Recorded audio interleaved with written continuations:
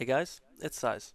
This time we're going to be looking at the Heroic Primal Council and how you can get the most out of your Shadow Priest on this encounter. Primal Council, being a very special fight in this raid, means that you can go all out AoE to your heart's content. You can actively pick every single AoE talent in your toolkit, and this is one of the only fights you can abandon Mind Spike on and still be very competitive. Let's have a look at the talent build that I would recommend you use for this fight. So, looking at the talent build, we're going to be picking up Mindseer as well as Shadow Crash. We're actively swapping out Dark Ascension for Void Eruption in this build, and we're making sure that we pick up 2 points in Psychic Link, and we're moving down the left hand side towards Idler Cthulhu.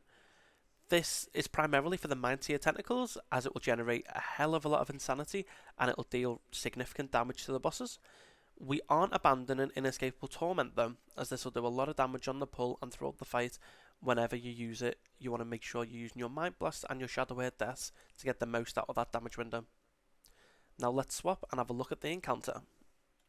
When fighting Primal Council on Heroic and above, you will notice that the Lightning debuff doesn't drop off. This means you have to actively move towards the Earthen Pillar to drop it, and you want to position yourself towards the pillar early on so it minimises movement, allowing you to safely channel for the remainder of the encounter. You want to be making sure you apply your debuffs to all 4 bosses straight away at the start of the encounter, and you're reapplying them even if they're not about to fall off with Shadow Crash, as it does good damage anyway. In addition to this, you want to be using your Mindbender on cooldown to use Inescapable Torment damage, as on a 4 target fight, this will be the biggest burst of AoE damage that you will get available to you. Now, since we're taking Psychic Link and it's recently been buffed, you will be using Mind Blast on cooldown. Only sitting on Mind Blast if you get a Mind Devourer proc, which will allow you to channel Mind Flay or Mindseer for no cost. And it will be Mindseer on this encounter.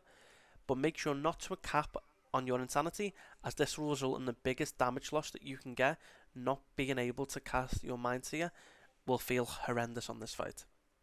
The main utility that you have here is being able to disperse and desperate play the Fire Meteor. Make sure you're positioned near a pillar and you're calling out on Discord or TeamSpeak if you're going to be soloing this ability. This will save your raid a bunch of damage. Your healers might not like you for it, but if you get a debuff, especially if it's in a pug group, it's better to solo it with these cooldowns than risk dying due to other players not soaking with you. With that guys, I'll see you in the next video where we're going to be looking at Dathia. Make sure to like, comment and ask questions down below, as well as subscribe. Take care guys.